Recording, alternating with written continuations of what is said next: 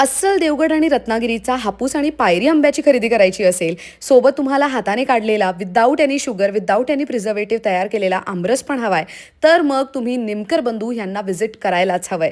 गेली 40 वर्ष ते या व्यवसायात आहेत. गोड, रसाळ आणि साईजमध्ये पण इतकी वेगवेगळी व्हरायटी की काय सांगू.